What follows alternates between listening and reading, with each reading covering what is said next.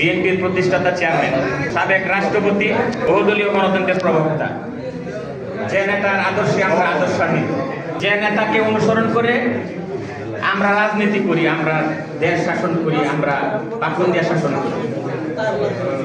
আমাদের সেই প্রিয় নেতা শহীদ রাষ্ট্রপতি জিয়াউর রহমানের 44তম শাহাদাত বার্ষিকী উপলক্ষে আজকের এই সংক্ষিপ্ত আলোচনা সভা।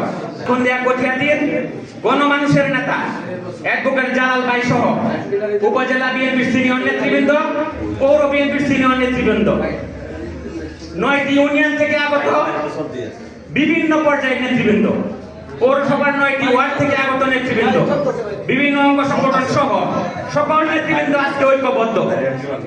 আমি আগেও বলেছি, সম্মানিত নেতৃবৃন্দ, আমাদের ইচ্ছা থাকা সত্ত্বেও আমরা দুর্যোগপূর্ণ আবহাওয়ার কারণে আমরা বড় সড়ভাবে আজকে প্রোগ্রাম করতে পারি নাই। অতীতেও আমরা আপনারা দেখেছেন 144 ধারা ভঙ্গ করে জিয়াউর রহমানের মৃত্যুবার্ষিকী একটাও আমরা বাদ দেই নাই।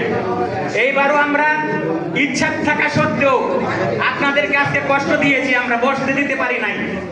বাজারের বিভিন্ন দোকানপাটে আপনারা বসে আছেন, অফিসটা আমরা ছোট, বাইরে কষ্ট করতেছেন, রাস্তায় দাঁড়িয়েছেন, চাষ করে দোকানপাটে বসে আছেন। আমি আজকের এই অনুষ্ঠানের পক্ষ থেকে ক্ষমা চেয়ে নিচ্ছি।